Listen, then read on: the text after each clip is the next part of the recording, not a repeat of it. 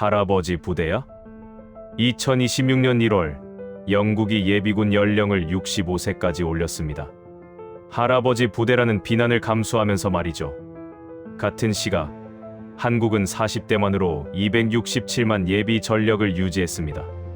더 충격적인 건 이들 절반이 지금 당장 전차를 몰 수 있다는 사실입니다. NATO 본부에서 독일 관계자가 비웃었습니다. 한국 예비군 명부상 숫자일 뿐이죠. 프랑스 분석가도 거들었습니다. 한국 방산, 자동차나 만들 줄 알겠지. 하지만 얼마 지나지 않아 분위기는 완전히 바뀌었습니다. 폴란드가 한국 전차 1000대를 주문했고 독일은 한국의 시스템을 배우기 시작했습니다. 안녕하세요. 저는 영국 왕립방위연구소 선임 연구원 제임스 카터입니다. 지금부터 제가 발견한 충격적인 진실을 공개합니다. 시작하기 전 구독과 좋아요 그리고 대한민국 화이팅 댓글로 한국을 응원해주세요. NATO 본부 3층 회의실은 긴장감으로 가득했습니다. 유럽 각국 국방 관계자 50여 명이 모인 자리였죠. 안건은 명확했어요.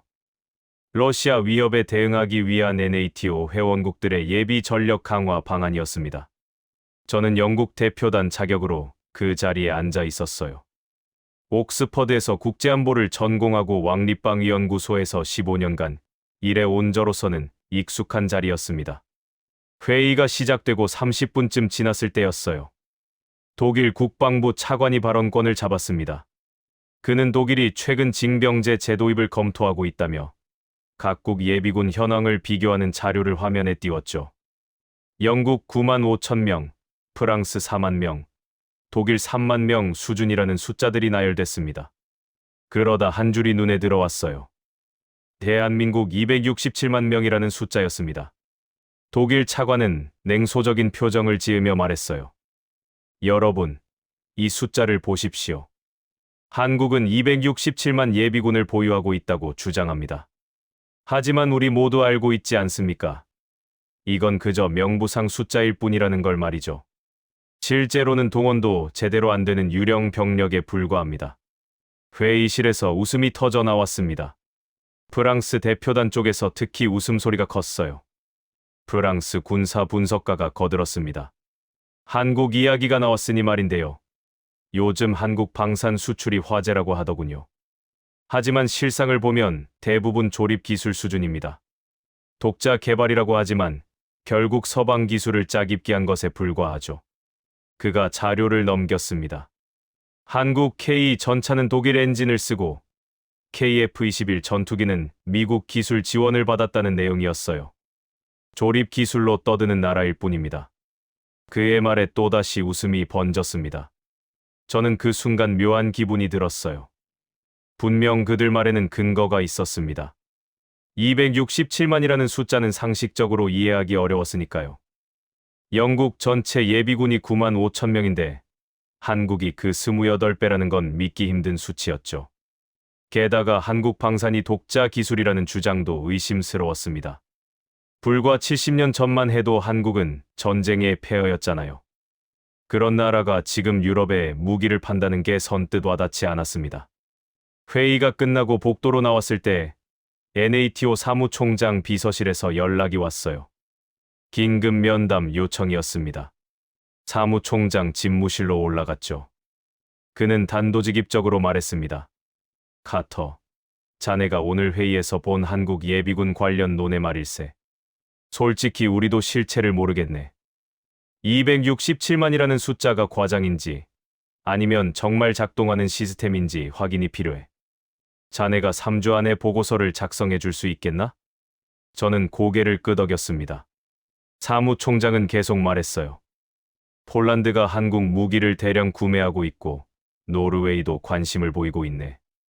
독일은 징병제 제도입을 검토 중이고 영국도 예비군 연령을 55세에서 65세로 올리는 방안을 추진 중이야. 이런 상황에서 한국 시스템이 실제로 작동한다면 우리가 배울 게 있을 수도 있어. 반대로 허구라면 폴란드 같은 회원국들이 잘못된 선택을 하고 있는 거고 말이야. 런던으로 돌아오는 유로스타 안에서 저는 노트북을 열었습니다. 한국 예비군이라는 키워드를 검색했죠. 글로벌 파이어파워 순위가 먼저 떴어요. 대한민국 세계 5위. 10년 전만 해도 10위였는데 꾸준히 상승하고 있었습니다. 방산 수출액 74억 달러, 세계 8위. 10년간 6배 증가했다는 통계도 보였어요. 창밖으로 어둠이 깔리고 있었습니다. 기차는 해저 터널을 지나고 있었죠. 저는 생각했어요. 과연 이 숫자들이 진실일까? 아니면 오늘 브뤼셀에서 들은 것처럼 그저 과장된 통계에 불과할까? 3주 후, 저는 완전히 다른 답을 발견하게 됩니다. 런던 템스 강변에 있는 왕립방위 연구소 사무실로 돌아온 건 다음 날 아침이었습니다. 커피를 한 잔 마시고 책상에 앉았어요. 모니터 세대를 켜고 본격적인 조사를 시작했습니다. 일단 공개된 데이터부터 확인하기로 했죠. 글로벌 파이어파워 공식 웹사이트에 접속했습니다. 2025년 군사력 순위가 화면에 떴어요. 1위 미국, 2위 러시아, 3위 중국, 4위 인도, 5위 대한민국. 한국이 정말 5위였습니다. 저는 과거 데이터를 찾아봤어요. 2015년 11위, 2019년 7위, 2025년 5위. 10년 만에 6계단을 올라왔더군요. 흥미로운 건 일본이었습니다. 일본은 8위였어요. 10년 전만 해도 일본이 한국보다 위였는데 이제는 역전된 겁니다. 혹시 집계 오류가 아닐까 싶어서 평가, 기준을 뜯어봤습니다. 글로벌 파이어파워는 단순히 병력 숫자만 보는 게 아니었어요. 무기 보유량, 경제력, 지리적 위치, 자원 보유, 군수 지원 능력까지 60개 항목을 종합 평가합니다. 한국의 평가 지수는 0.1416, 일본은 0.1601이었죠. 숫자가 0에 가까울수록 강한 건데 격차가 명확했습니다. 다음으로 방산 수출 데이터를 확인했어요. 스톡홀름 국제평화연구소 자료를 열었습니다. 한국 방산 수출액 2015년 12억 달러, 2025년 74억 달러. 정확히 6배 증가였습니다. 세계 순위도 2015년 18위에서 2025년 8위로 뛰어올랐더군요. 주요 수출 품목을 봤습니다. K9 자주포, K2 흑표 전차, FA50 경공격기, 천궁 방공 미사일. 생각보다 다양했어요. 그때 한 문서가 눈에 들어왔습니다. 폴란드 국방부 발표 자료였어요.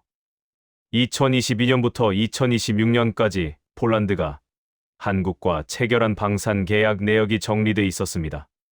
K 전차 1000대, K9 자주포 672문, FA50 전투기 48대, 천무 다연장 로켓 288문. 총 계약 규모가 120억 달러가 넘었습니다. 단일 국가와의 무기 거래로는 역대 최대 규모였죠. 저는 멈칫했습니다. 폴란드는 NATO 회원국입니다.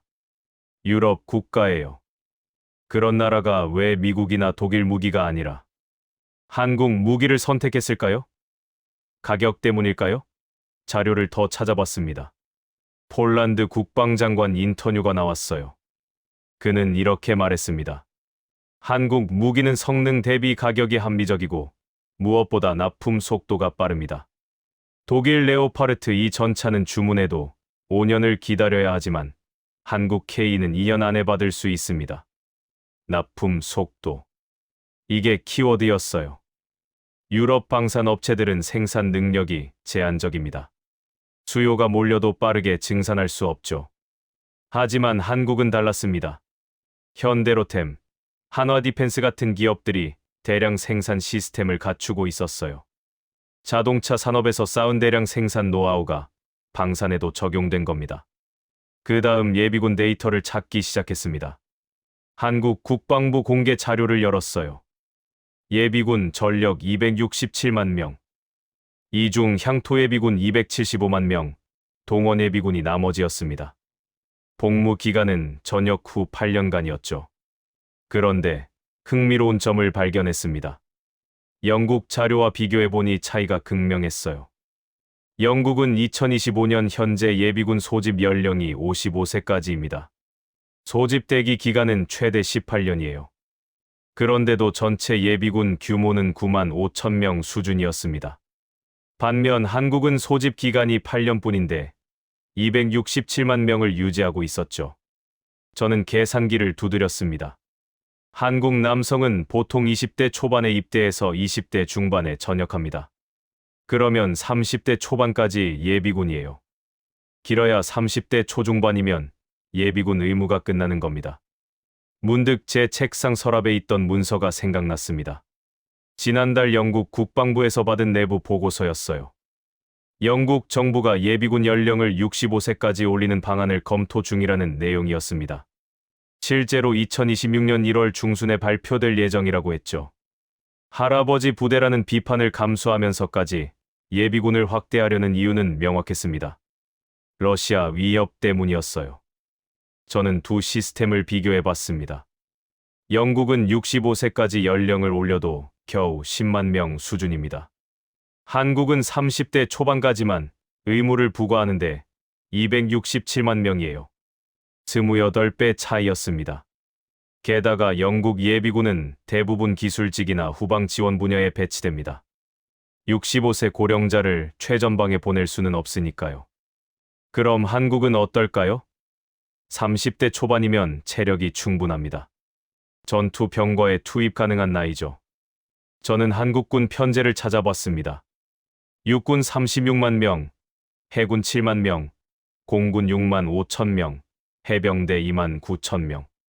상비군이 총 50만 명 수준이었어요. 그런데 예비군은 267만 명입니다. 상비군의 5배가 넘는 규모였죠. 영국 국방부 내부 문서를 하나 더 열었습니다. 한국 방산기술평가 보고서였어요. 작년에 우리 연구소가 작성한 겁니다. K9 자주포 항목을 봤습니다. 사거리 40km, 분당 발사 속도 6발, 자동 장전 시스템 탑재.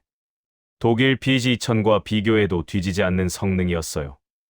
가격은 절반 수준이었고요. K 전차 항목도 확인했습니다. 최고 속도 시속 70km, 기동 중 명중률 90% 이상, 능동 방어 시스템 장착. 보고서 결론은 이랬습니다. 한국 K 전차는 독일 레오파르트 EA7과 대등한 수준이며 일부 기동성 측면에서는 우위에 있다. 저는 의자에 등을 기댔습니다. 뭔가 이상했어요. 브뤼셀에서 들은 이야기와 데이터가 맞지 않았습니다. 독일 차관은 한국 예비군을 유령 병력이라고 했죠. 프랑스 분석가는 조립 기술이라고 비웃었고요. 하지만 숫자는 정반대를 말하고 있었습니다. 그날 저녁, 주한 영국 대사관 무관에게 이메일을 보냈습니다. 한국 예비군 훈련 현장을 참관할 수 있냐고 물었어요. 다음 날 아침, 답장이 왔습니다. 마침 다음 주에 예비군 훈련이 있다고 했습니다. 참관 허가를 받아보겠다고 했죠. 모니터를 끄고 일어섰습니다. 창밖으로 템스강이 보였어요. 런던 거리에는 불빛이 켜지고 있었습니다. 저는 생각했습니다. 3주 안에 진실을 찾아야 해. 267만이라는 숫자가 진짜인지 아니면 허상인지 말이야. 일주일 후 주한 영국 무관 데이비드 톰슨 중령에게서 이메일이 도착했습니다. 제목은 간단했어요.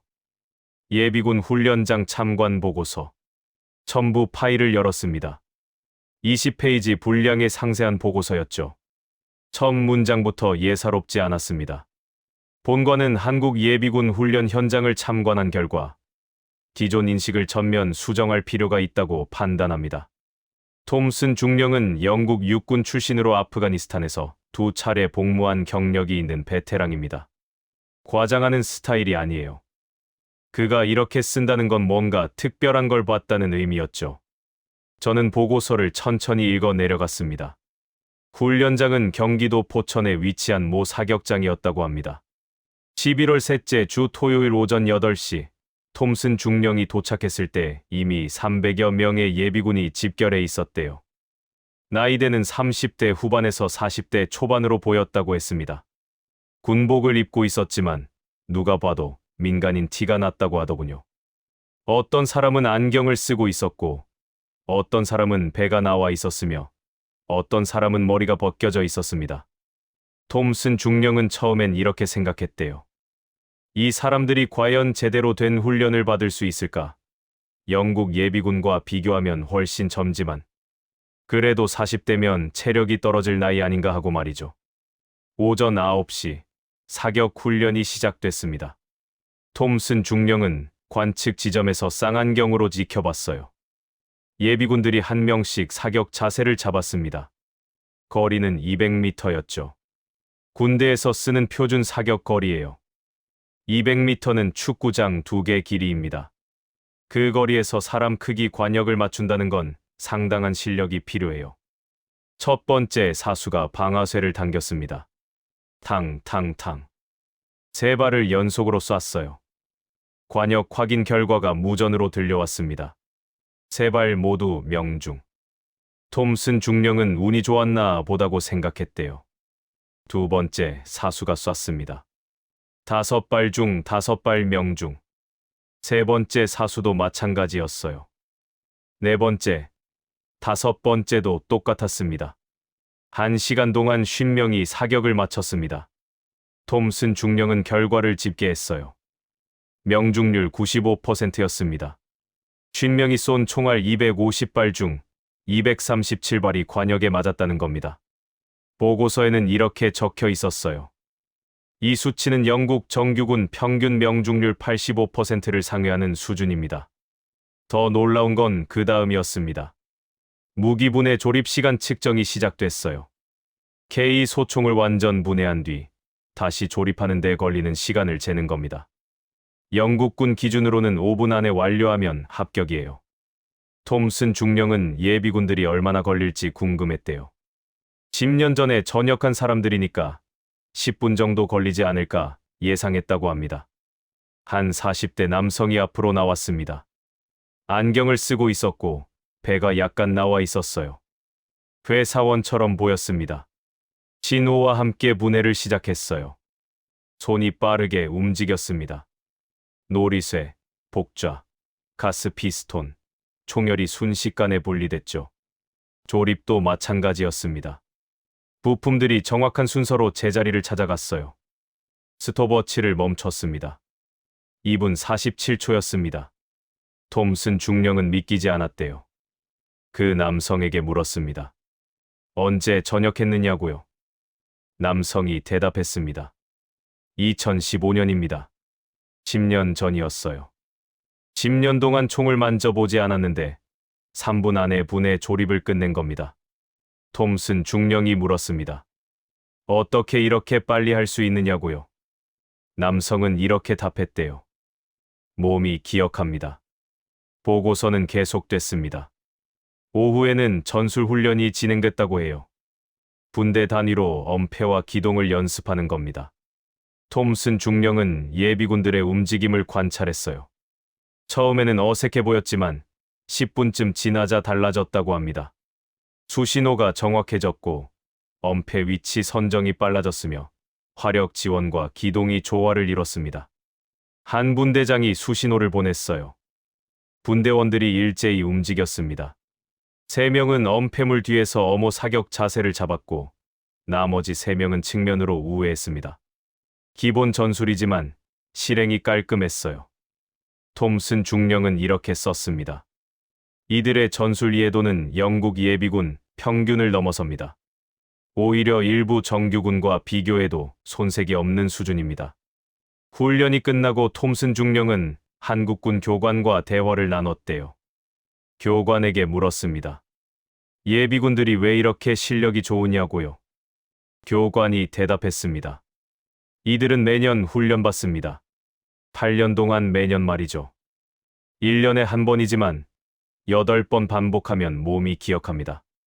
게다가 이들 대부분은 현역 시절 최소 18개월 이상 복무했습니다. 그 기간 동안 매일 총을 잡았어요. 톰슨 중령이 또 물었습니다. 전시에 이들을 동원하면 얼마나 빨리 투입할 수 있느냐고요. 교관의 답변은 명확했대요. 동원령이 떨어지면 48시간 안에 집결합니다. 무기와 장비를 지급받고 72시간 안에 작전 지역으로 이동 가능합니다. 일주일이면 완전한 전투 준비 상태가 됩니다. 보고서 마지막 부분에 톰슨 중령의 결론이 있었습니다. 저는 천천히 읽었어요. 본관은 한국 예비군을 직접 관찰한 결과 다음과 같이 평가합니다. 첫째, 이들은 민간인이 아닙니다. 대기 중인 정규군입니다. 둘째, 영국이 65세까지 연령을 상향해도 기술직 배치를 고려하는 반면 한국 40대 예비군은 즉시 전투병과 투입이 가능합니다. 셋째, 267만이라는 숫자는 과장이 아닙니다. 실제 작동하는 전력입니다. 마지막 문장이 강렬했습니다. 만약 NATO가 한국식 예비군 시스템을 도입한다면 현재 예비 전력을 최소 3배 이상 증강할 수 있을 것으로 판단됩니다. 단, 이는 한국처럼 전 국민이 군 복무를 경험하고 전역 후에도 지속적으로 훈련받는 시스템이 전제되어야 합니다. 저는 보고서를 프린트했습니다. 형광펜으로 핵심 문구의 밑줄을 그었어요.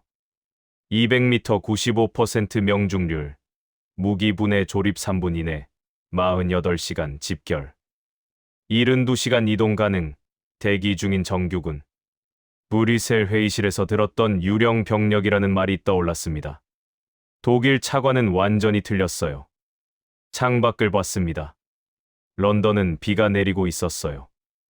영국은 지금 예비군 연령을 65세까지 올리려고 애쓰고 있습니다. 할아버지까지 동원해야 하는 상황이죠. 그런데 한국은 40대만으로 267만 명을 유지하고 있었습니다. 게다가 그들은 즉시 전투 투입이 가능한 수준이었어요. 노트에 적었습니다. 한국 예비군의 핵심은 반복입니다. 8년간 매년 훈련, 18개월 이상의 현역 복무 경험. 이 두 가지가 결합하면 민간인이 전사로 변합니다. 영국은 이 시스템을 가지고 있지 않습니다. NATO 어느 나라도 마찬가지예요. 저는 다음 단계로 넘어가야 했습니다. 예비군 실체는 확인했어요. 이제 방산 독립이 어떻게 가능했는지 파헤칠 차례였습니다.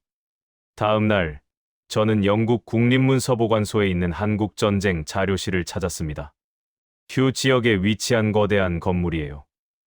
2차 세계대전부터 냉전 시기까지 모든 군사 문서가 보관된 곳입니다. 사서에게 한국전쟁 관련 미군 전투 보고서를 요청했어요. 1953년 7월 전후 기록을 달라고 했습니다. 1시간쯤 지나서 사서가 돌아왔습니다. 낡은 상자 3개를 가져왔더군요. 먼지를 털어내고 첫 번째 상자를 열었어요. 누렇게 변한 문서들이 빼곡하게 들어 있었습니다. 타자기로 친 영문 보고서였죠. 날짜별로 정리돼 있었습니다. 1953년 7월 13일부터 27일까지 금성고지 전투 기록이었어요. 금성고지는 강원도 철원 북쪽에 위치한 고지입니다. 해발 854m. 한국군과 중국군이 치열하게 맞붙은 곳이죠. 휴전 협정이 코앞이었던 시기였어요. 양측 모두 마지막 전과를 올리려고 혈안이 되어 있었습니다. 보고서를 넘기다가 한 문서에서 손이 멈췄습니다. 미 육군 제7사단 관측반 1일 보고서. 1953년 7월 16일자였어요. 보고서는 이렇게 시작했습니다. 금일 083명시 아군 진지에서 북쪽 1100m 지점 적 벙커 관측 중 특이 사항 발견. 적 고위 장교로 추정되는 인물이 벙커 외부로 나와 일정 시간 체류 후 복귀하는 행동 패턴 확인. 해당 목표물에 대한 저격 시도 여러 차례 있었으나 거리상 실패. 저는 계속 읽어 내려갔습니다. 1130시 한국군 병사 1명이 우리 관측 초소로 접근. 해당 병사는 M2 중기관총 휴대. 저격 시도 의사 표명. 당초 본관은 거리가 1100m 이상임을 고려할 때 성공 가능성 희박하다고 판단. 그러나 한국군 병사의 강력한 요청으로 시도 허가. M2 중기관총은 원래 저격용 무기가 아닙니다. 59경 대구경 기관총이에요. 주로 차량이나 벙커를 공격할 때 쓰죠. 연속 사격으로 넓은 지역을 제압하는 무기입니다. 그런 걸로 1100m 밖에 다닐 목표를 맞춘다는 건 상식적으로 불가능해요. 저격총도 아니고 기관총인데다가 거리도 너무 멀었습니다. 보고서는 계속됐어요. 1147시 한국군 병사 사격 준비 완료. 에미 기관총의 조준경 장착 확인. 목표물 출현 대기 중. 1203시 목표물 출현. 한국군 병사 단발 사격 실시. 저는 눈을 크게 떴습니다. 단발 사격이라고요? 기관총으로 단발을요? 다음 문장이 더 놀라웠습니다. 사격 후 약 3초 경과. 쌍안경으로 목표 지점 관측 결과 적 장교 즉시 쓰러짐 확인. 명중 판정. 거리 1100m. 사용 무기 에미 중기관총. 사격 횟수 단 한 발. 본관을 포함한 관측반 전원 해당 장면 목격. 신뢰도 높음. 저는 의자의 등을 기댔습니다. 1100m 단발 명중. 기관총으로 말이에요.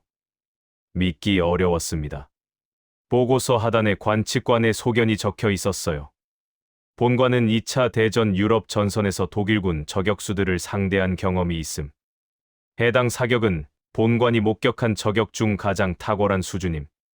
특히 저격총이 아닌 기관총으로 이룬 성과라는 점에서 전술적 가치가 높음. 다른 보고서를 찾아봤습니다. 같은 날짜, 다른 부대 기록도 있었어요. 미 공군 관측기 조종사의 보고서였습니다. 해당 시각 상공에서 금성고지 일대 정찰 비행 중이었다고 해요. 북쪽 진지에서 혼란 목격.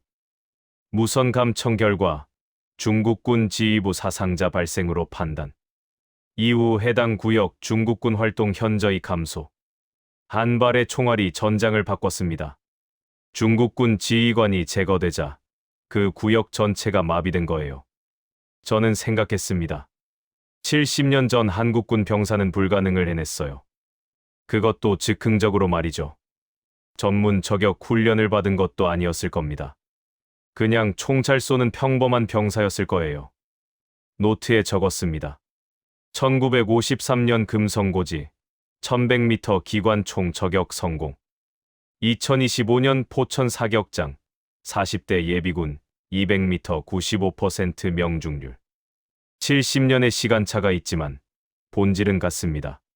정확하게 쏘는 능력. 그리고 그 능력은 사라지지 않는다는 것. 문득 2022년 영국의 사례가 떠올랐습니다.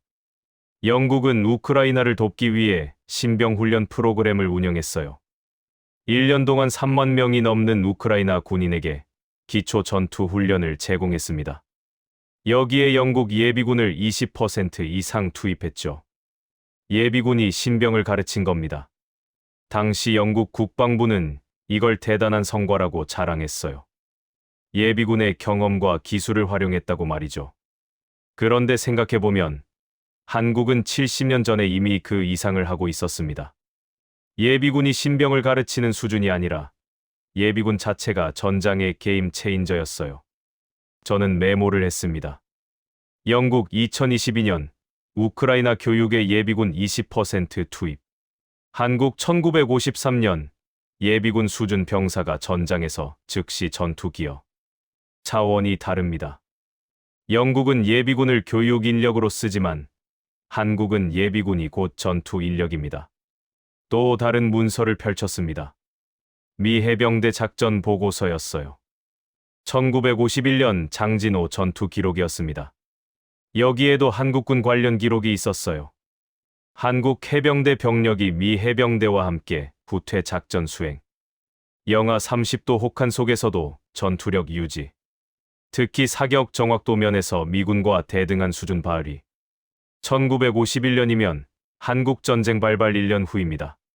한국군이 제대로 된 훈련을 받은 지 얼마 안 된 시점이에요. 그런데도 미 해병대와 어깨를 나란히 했다는 겁니다. 미 해병대는 세계 최정예 부대 중 하나예요. 그들과 대등하게 싸웠다는 건 한국군의 잠재력을 보여주는 증거였습니다. 저는 상자를 덮었습니다. 충분히 봤어요. 70년 전이나 지금이나 한국군의 DNA는 같았습니다. 정확하게 쏘고 끈질기게 버티며 필요한 순간 폭발적인 전투력을 발휘한다. 이게 바로 한국 예비군 267만 명의 정체였어요. 보관소를 나왔습니다.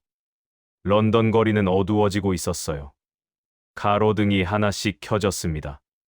저는 생각했어요. NATO는 지금 러시아를 두려워하고 있습니다. 병력이 부족하고 예산이 모자라며 시간이 없다고 아우성이에요. 그래서 영국은 65세까지 예비군 연령을 올리고 독일은 징병제 제도입을 검토합니다.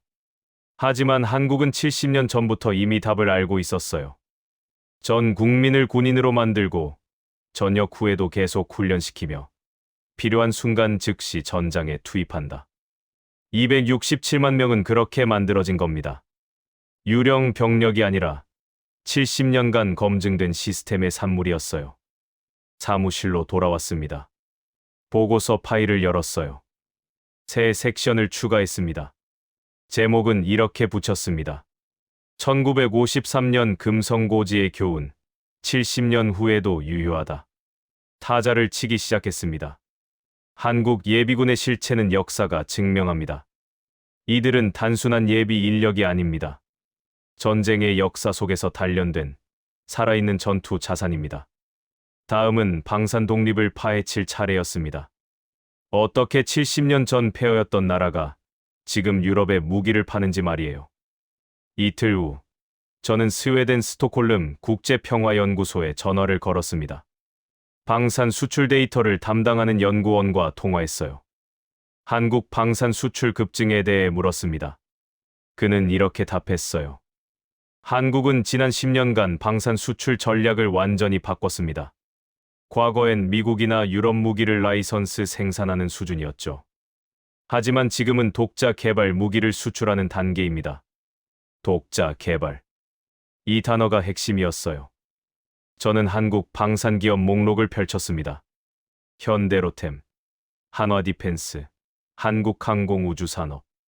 이름은 들어봤지만 구체적으로 뭘 만드는지는 몰랐어요. 하나씩 찾아봤습니다. K 흑표 전차부터 시작했어요. 현대로템이 개발한 3세대 주력 전차입니다. 최고 속도 시속 70km, 파워팩은 독일 MTU 엔진과 한국산 변속기 조합이에요. 처음엔 독일 엔진을 썼지만 지금은 한국산 엔진 개발도 완료했다고 합니다. 주포는 독일 라인메탈 120mm인데 포탄은 한국이 독자 개발했어요. 흥미로운 건 능동방어 시스템이었습니다. 적 대전차 미사일이 날아오면 자동으로 감지해서 요격하는 장치예요. 이스라엘 기술을 기반으로 했지만 한국이 대폭 개량했습니다. 독일 레오파르트 EA7과 비교 자료를 봤어요. 기동성 면에서 K가 우위였습니다. 험지 주행 능력이 특히 뛰어났죠. 폴란드가 왜 K를 선택했는지 이해가 됐어요. 폴란드 지형은 평지와 숲이 많습니다. 빠르게 기동하면서 적을 타격해야 하는 환경이죠. K가 딱 맞는 무기였어요. 게다가 가격도 레오파르트 2보다 30% 저렴했습니다. 납품 기간은 절반 수준이고요. 다음은 K9 자주포였습니다. 한화디펜스 제품이에요.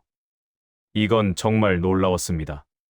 사거리 40km, 분당 발사 속도 6발. 세계 최고 수준이었어요. 독일 PG-2002 분당 3발인데 K9는 2배였습니다.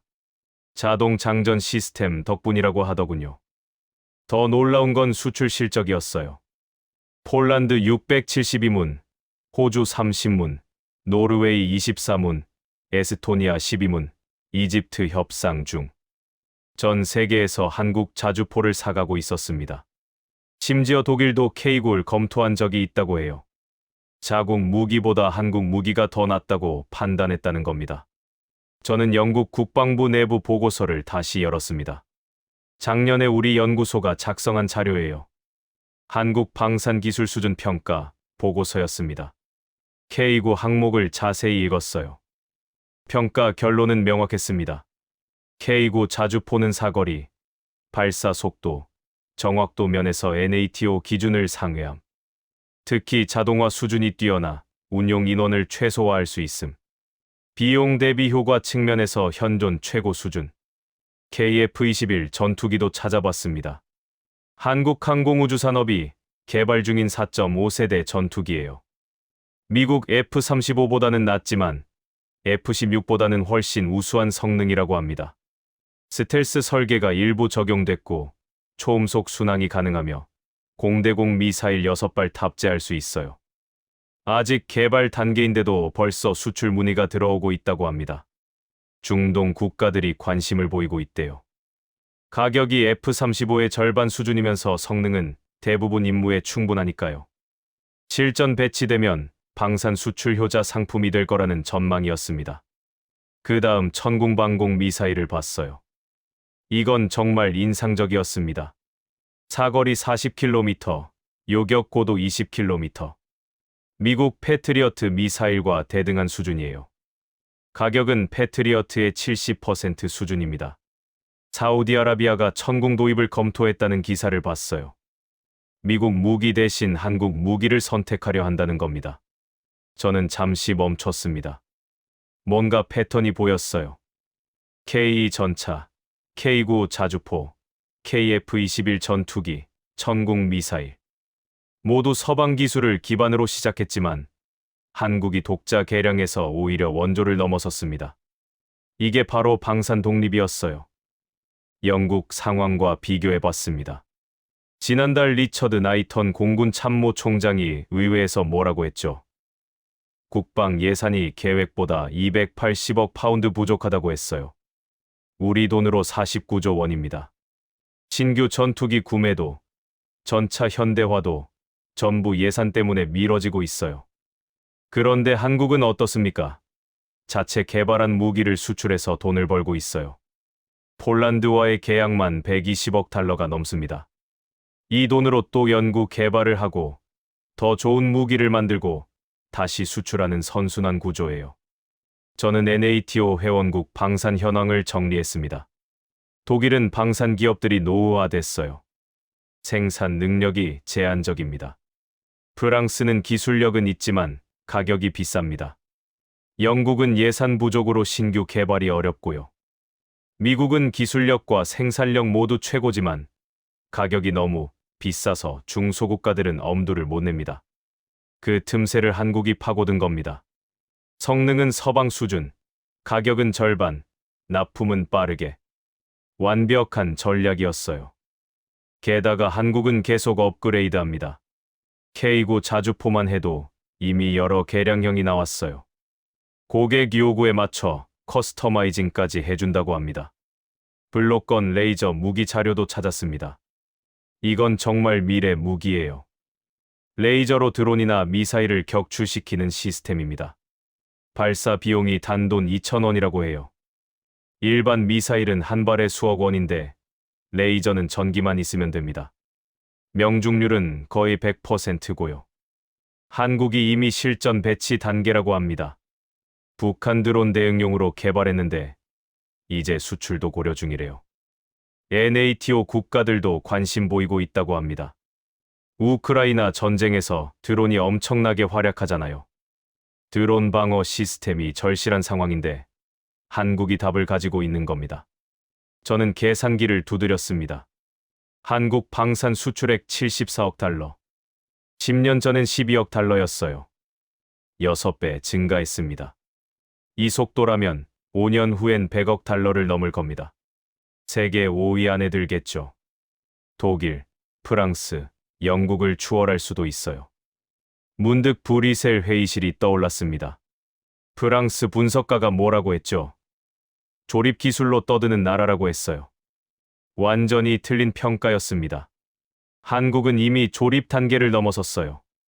독자 설계, 독자 생산, 독자 수출. 완벽한 방산 독립을 이룬 겁니다. 노트에 적었습니다. 한국 방산의 핵심 경쟁력. 첫째, 서방 수준 성능. 둘째, 절반 가격. 셋째, 빠른 납품. 넷째, 지속적 업그레이드. 다섯째, 고객 맞춤형 생산. 이 5가지가 결합하니까 유럽 국가들이 한국 무기를 선택하는 겁니다. 그리고 이 모든 게 267만 예비군과 연결됩니다. 왜 그럴까요? 강산 기업에서 일하는 엔지니어들 상당수가 예비군 출신이에요. 군대에서 무기를 직접 다뤄본 경험이 있습니다. 사용자 관점을 아는 거죠. 그래서 한국 무기는 실용적입니다. 현장에서 쓰기 편하게 설계돼 있어요. 저는 보고서에 세 문장을 추가했습니다. 한국의 방산 독립은 우연이 아닙니다. 70년간 쌓아온 실전 경험과 전 국민 군사훈련 시스템이 결합한 결과입니다. 267만 예비군은 단순한 병력이 아니라 방산기술 발전의 토대이기도 합니다. 다음은 이 모든 걸 종합할 차례였습니다. 267만 예비군과 방산 독립이 만나면 어떤 시너지가 나오는지 말이에요. 보고서 작성 2주차로 접어들었습니다. 저는 지금까지 수집한 모든 데이터를 펼쳐놓고 분석하기 시작했어요. 한국 예비군 267만 명. 이 숫자의 실체를 완전히 파헤쳐야 했습니다. 단순히 명부상 숫자가 아니라 실제로 어떻게 작동하는 시스템인지 말이에요. 한국 국방부 공개 자료를 다시 열었습니다. 예비군 편제 구조가 나와 있었어요. 267만 명 중 향토 예비군 275만 명, 동원 예비군이 나머지였습니다. 향토 예비군은 거주지 인근에서 방어 임무를 맡고 동원 예비군은 전시의 현역 부대로 편입된다고 해요. 더 자세한 분류를 찾았습니다. 267만 명을 병과별로 나눈 자료였어요. 전투병과 출신이 약 120만 명. 보병, 기갑, 포병, 방공 같은 직접 전투병과 출신들입니다. 나머지 147만 명은 기술병과였어요. 정비, 통신, 의무, 군수, 수송 같은 지원병과 출신이죠. 저는 계산기를 두드렸습니다. 120만 전투병과라는 건 엄청난 숫자예요. 영국 육군 전체가 8만 명 수준입니다. 한국 예비군 중 전투병과만 떼어내도 영국 육군의 15배가 넘는 겁니다. 게다가 이들은 모두 실전 훈련을 받은 사람들이에요. 한국군 복무 기간을 확인했습니다. 육군과 해병대는 18개월, 해군은 20개월, 공군은 21개월이에요. 최소 18개월 동안 매일 군사훈련을 받는 겁니다. 영국은 모병제라서 지원자만 군대에 가요. 그것도 본인이 원하는 기간만큼만 복무하고요. 하지만 한국은 모든 남성이 의무적으로 18개월 이상 복무합니다. 18개월이면 550일이 넘어요. 거의 2년입니다. 그 기간 동안 총 쏘는 법, 전술훈련, 체력 단련, 야전 생존수를 몸에 익힙니다. 주한 영국 무관 톰슨 중령이 뭐라고 했죠? 몸이 기억한다고 했어요. 550일 동안 반복한 건 평생 안 잊혀집니다. 전역 후 예비군 훈련 시스템도 분석했습니다.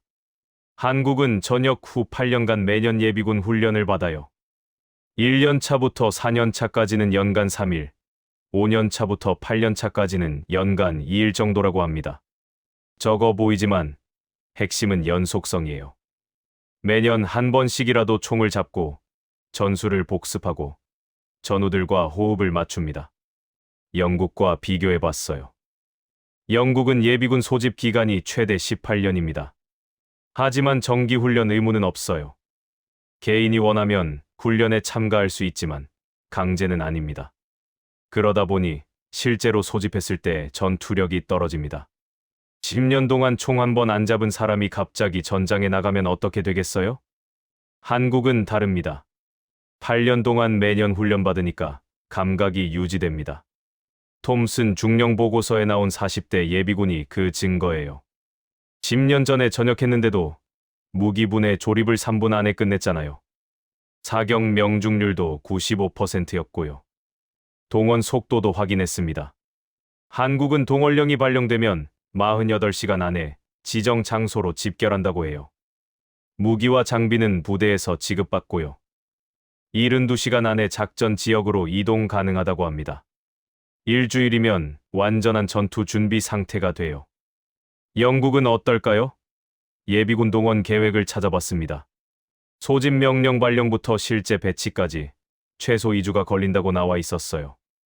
개인별로 연락하고, 출석 확인하고, 장비 지급하고, 훈련 복습하고. 시간이 오래 걸립니다. 전쟁은 기다려주지 않는데 말이에요. 저는 문득 존 힐리 영국 국방장관의 발언이 떠올랐습니다. 지난 1월 15일 의회에서 한 말이에요. 숙련된 전역자들이 보유한 가치 있는 기술과 경험을 위기 상황에서 활용할 수 있도록 예비군을 강화하기로 했다. 그래서 예비군 연령을 65세까지 올린다고 했죠. 영국이 지금 추구하는 게 바로 한국 시스템이었어요. 숙련된 전역자의 기술과 경험 활용. 한국은 이미 70년 전부터 하고 있는 겁니다. 차이점은 연령이에요. 영국은 65세까지 올려도 9만 5천 명입니다. 한국은 30대 초반까지만으로 267만 명이고요. 저는 노트에 적었습니다. 영국이 추구하는 이상향, 한국이 이미 실현한 현실. 28배 차이. 그리고 나이도 훨씬 젊다. 65세 할아버지, 30대 청년. 전투력 차이는 명백합니다. 한국 예비군의 또 다른 특징을 발견했어요. 직업 분포도였습니다. 267만 명 중 상당수가 기술직이나 전문직에 종사하고 있었어요.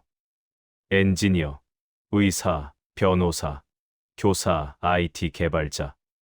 민간에서 쌓은 전문 기술이 군사 작전에도 활용될 수 있다는 겁니다. 예를 들어 볼게요. IT 개발자 출신 예비군은 사이버전에 투입할 수 있어요. 의사 출신은 전방 의무대에서 즉시 활약할 수 있고요. 엔지니어 출신은 무기 정비나 시설 복구에 투입 가능합니다. 267만 명이 단순히 총드는 병력이 아니라 각자 전문 분야를 가진 인력풀인 겁니다. 저는 한국군 전시 편제를 찾아봤습니다. 평시 상비군 50만 명, 전시 동원 병력 267만 명. 합치면 317만 명이에요. 이게 한국의 진짜 전력입니다. 평시엔 50만으로 유지하다가 전시엔 즉시 317만으로 팽창하는 구조죠. NATO 회원국 중에 이런 시스템을 가진 나라는 없어요.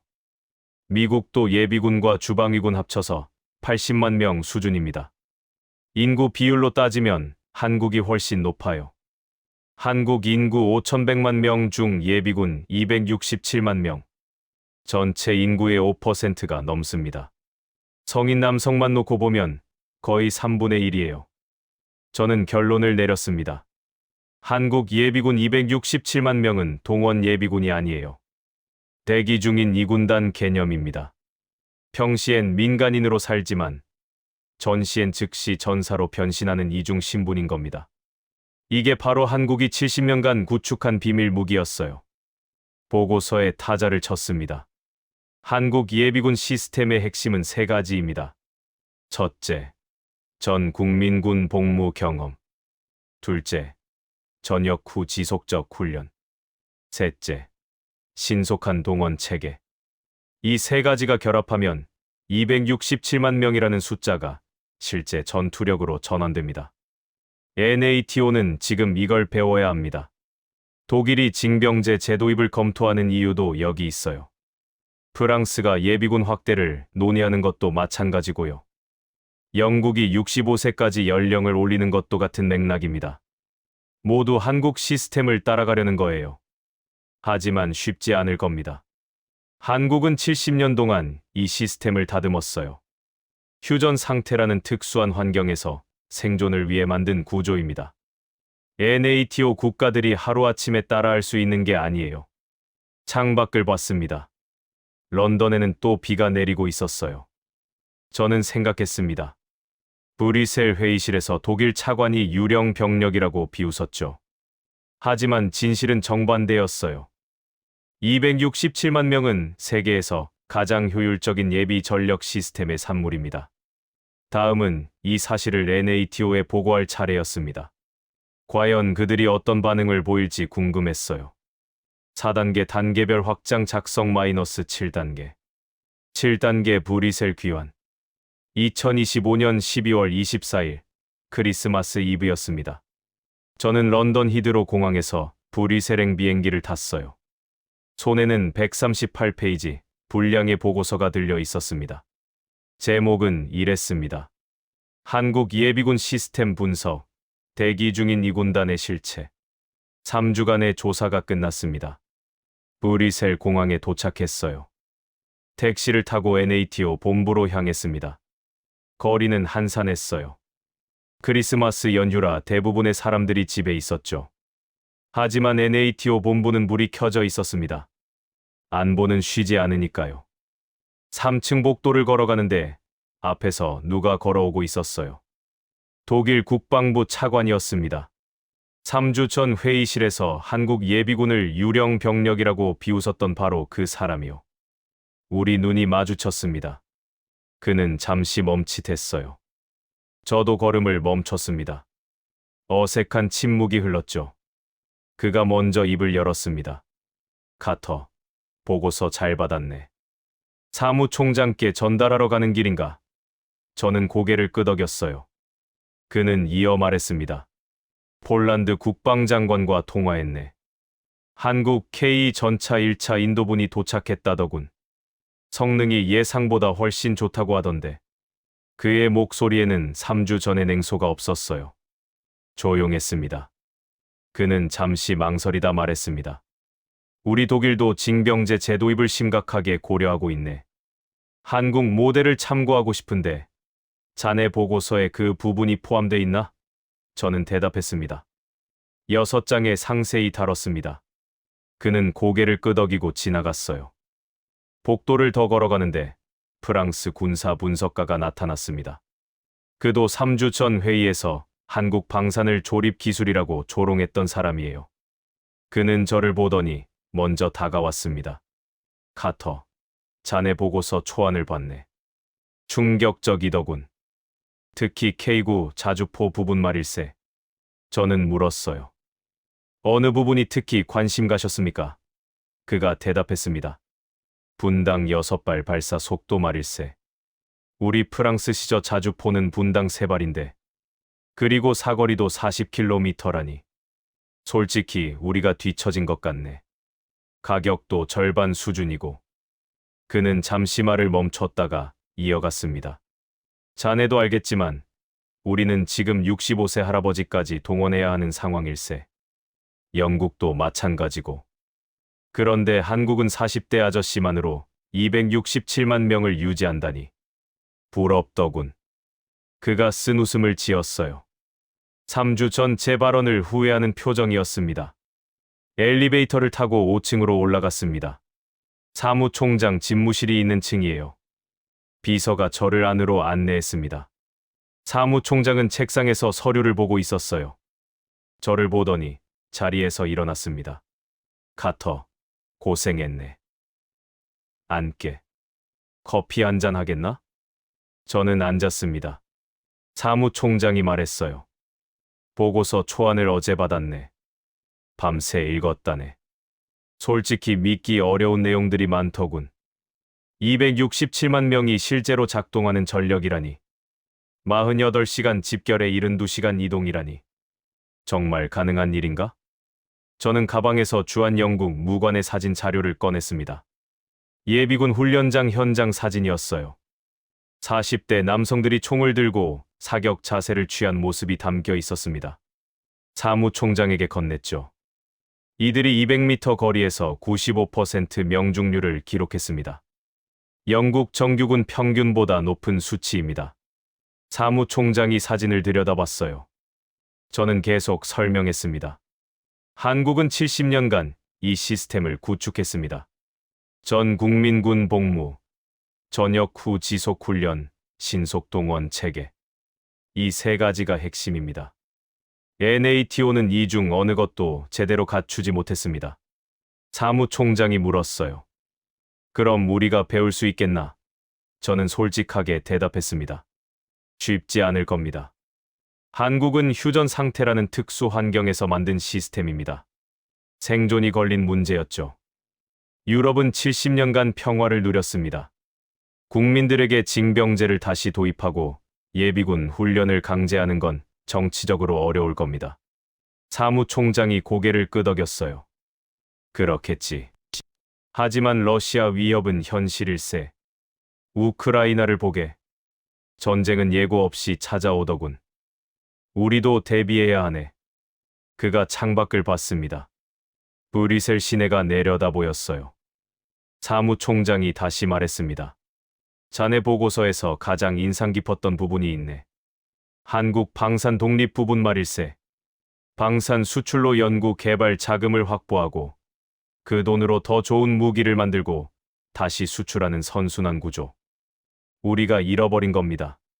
그는 책상 서랍에서 메모 한 장을 꺼냈어요. 독일에서 온 거라고 했습니다. 독일 국방부가 한국 K 전차 도입을 검토하고 있다는 내용이었어요. 자국 레오파르트 2 생산이 지연되고 있어서 한국 전차를 임시로 도입하는 방안을 고려한다는 겁니다. 저는 놀랐습니다. 독일이요? 전차 강국 독일이 한국 전차를 산다고요? 사무총장이 씁쓸하게 웃었어요. 아이러니하지 않나? 70년 전만 해도 한국은 우리한테 무기를 받아 쓰던 나라였네. 이제는 우리가 한국 무기를 사는 시대가 됐어. 복도 밖에서 발소리가 들렸습니다. 노크 소리가 났고 비서가 들어왔어요. 독일 대표께서 전하신 메모입니다. 비서가 종이 한 장을 사무총장에게 건넸습니다. 사무총장이 읽더니 저를 봤어요. 독일이 공식적으로 한국 예비군 시스템 연구를 요청했네. 징병제 제도입 시 참고하고 싶다는군. 저는 생각했습니다. 3주 전만 해도 유령 병력이라고 비웃었는데 이제는 배우겠다고 합니다. 데이터가 편견을 깼어요. 숫자가 진실을 증명했습니다. 사무총장이 말했습니다. 카터, 자네 보고서를 다음 주 국방장관 회의에서 발표하게. 회원국 모두가 들어야 할 내용일세. 특히 영국과 프랑스, 독일은 꼭 참석시키겠네. 저는 대답했어요. 알겠습니다. 사무총장 집무실을 나왔습니다. 복도를 걸으면서 생각했어요. 3주 전 이 복도에서 한국을 조롱하던 사람들이 이제는 침묵합니다. 어떤 이는 부러워하고, 어떤 이는 배우려 하며, 어떤 이는 인정합니다. 엘리베이터를 기다리는데 핸드폰이 울렸어요. 주한 영국 무관 톰슨 중령이었습니다. 카터, 좋은 소식 하나 전하네. 한국 국방부가 영국 예비군 교관단 초청 훈련을 제안했다네. 우리 예비군 시스템 개선을 도와주겠다는 거야. 전화를 끊었습니다. 엘리베이터 문이 열렸어요. 안으로 들어가면서 생각했습니다. 세상이 바뀌고 있습니다. 한국은 더 이상 배우는 나라가 아니에요. 이제는 가르치는 나라입니다. 1층 로비로 내려왔습니다. 밖으로 나가는데 눈이 내리기 시작했어요. 하얀 눈송이가 브뤼셀 거리를 뒤덮고 있었습니다. 저는 가방 속 보고서를 만졌습니다. 138페이지 안에 진실이 담겨 있었어요. 한국 예비군 267만 명. 한국 방산 독립. 이 두 가지가 만나 세계가 배워야 할 새로운 이론이 탄생했습니다.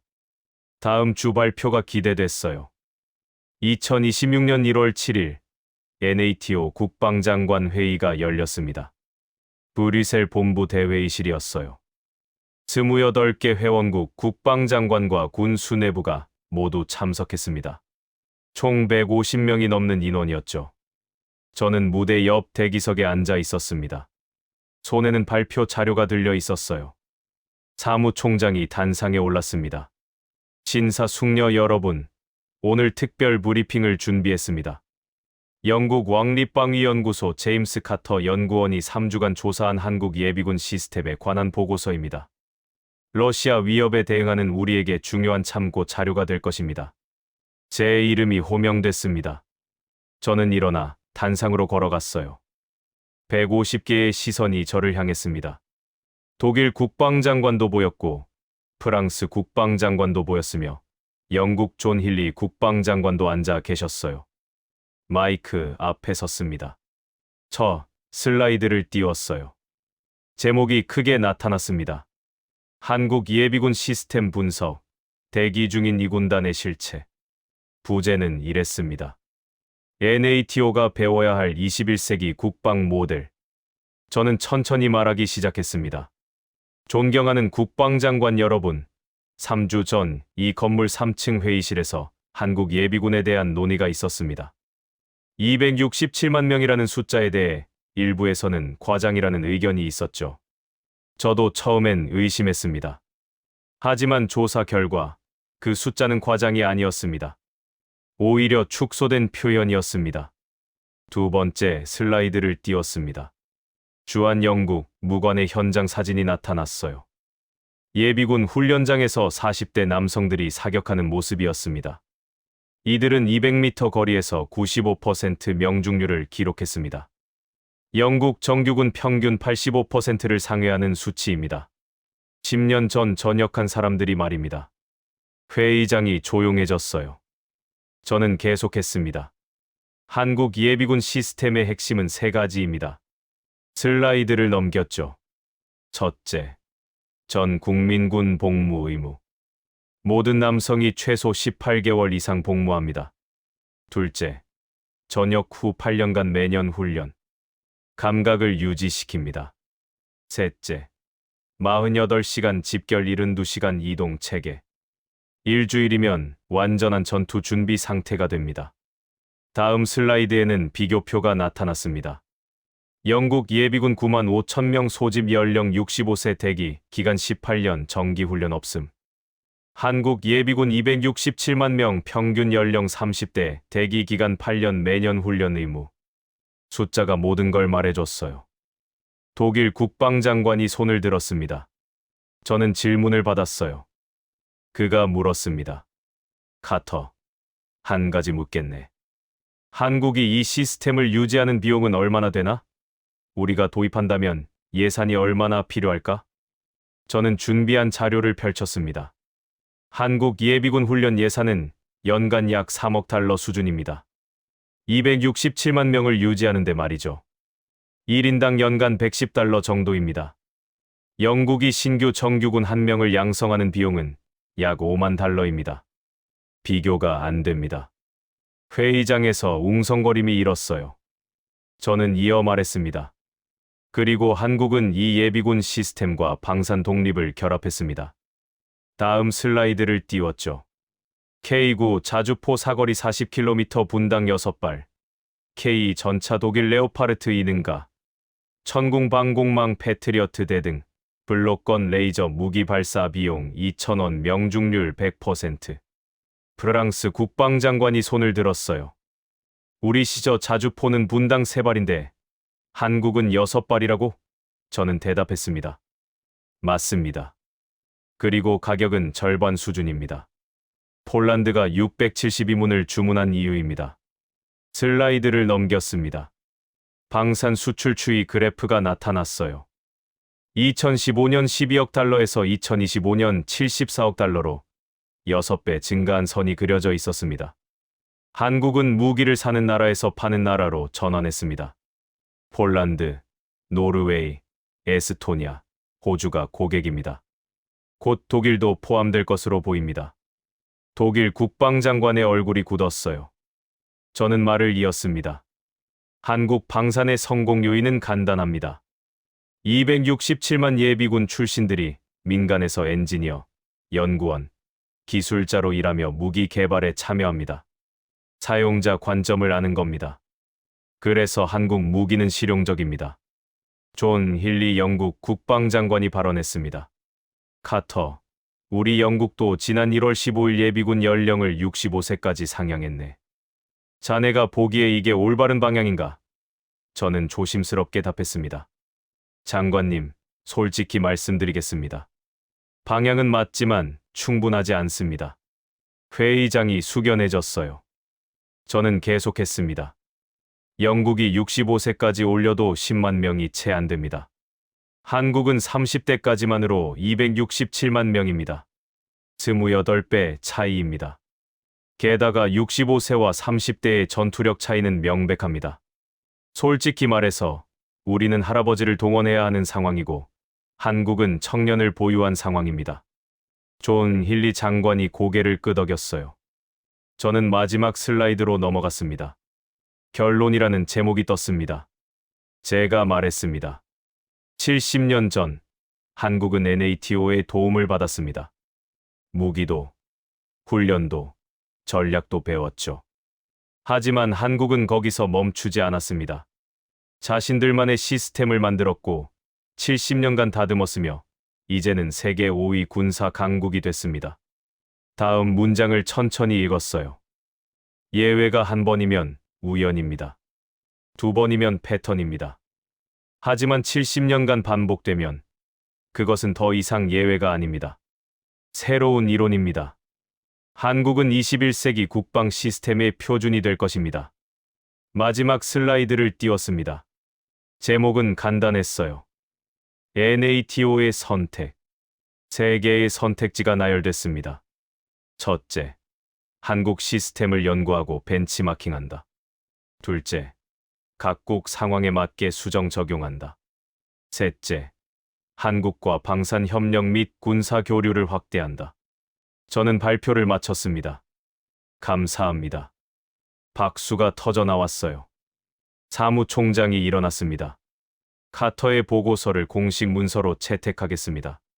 각국은 이 자료를 바탕으로 자국 예비군 시스템 개선 방안을 검토해 주시기 바랍니다. 특히 한국과의 군사 교류 확대를 적극 추진하겠습니다. 회의가 끝난 후 여러 국방장관들이 저에게 다가왔습니다. 독일 장관이 말했어요. 우리 참모들을 한국에 파견하고 싶네. 징병제 제도입 시 한국 모델을 참고하겠네.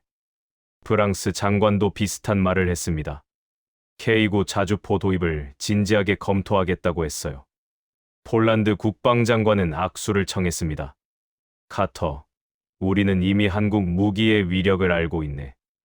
K 전차가 도착했는데 놀라웠네. 이제 다른 NATO 회원국들도 알게 될 거야. 그가 웃었어요. 저녁, 호텔방으로 돌아왔습니다.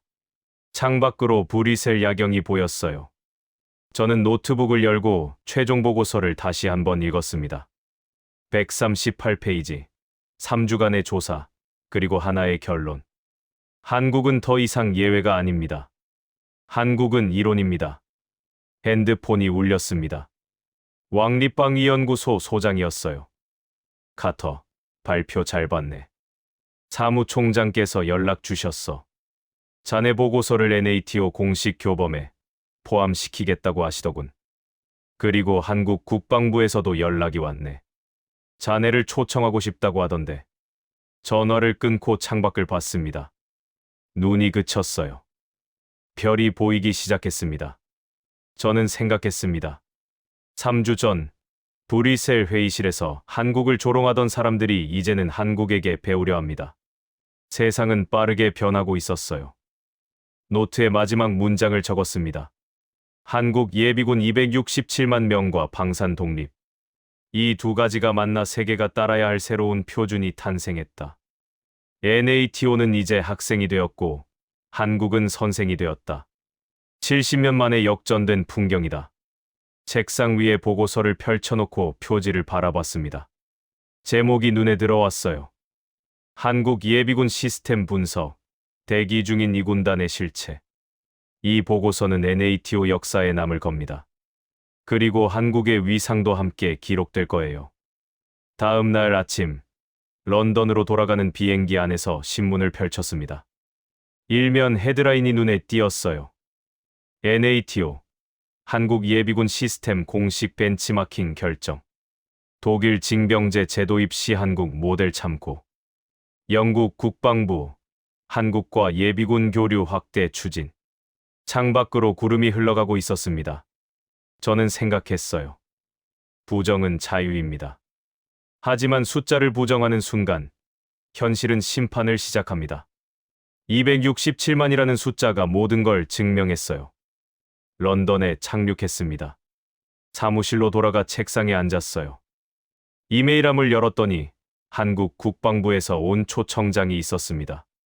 3월에 서울에서 열리는 국제예비군 컨퍼런스에 기조연설자로 참석해달라는 내용이었죠. 저는 수락 메일을 보냈습니다. 그리고 창밖을 봤어요. 템스강이 흐르고 있었습니다. 70년 전 한국전쟁 때 영국군이 한국에 갔었죠. 이제는 제가 한국에 가서 배울 차례입니다. 역사는 돌고 돕니다. 하지만 방향은 바뀌었어요. 한국은 더 이상 배우는 나라가 아닙니다. 가르치는 나라입니다. 그리고 세계는 이제 귀를 기울이고 있습니다. 구독과 좋아요, 댓글도 부탁드립니다. 여러분의 응원이 더 좋은 이야기를 만드는 힘이 됩니다. 감사합니다.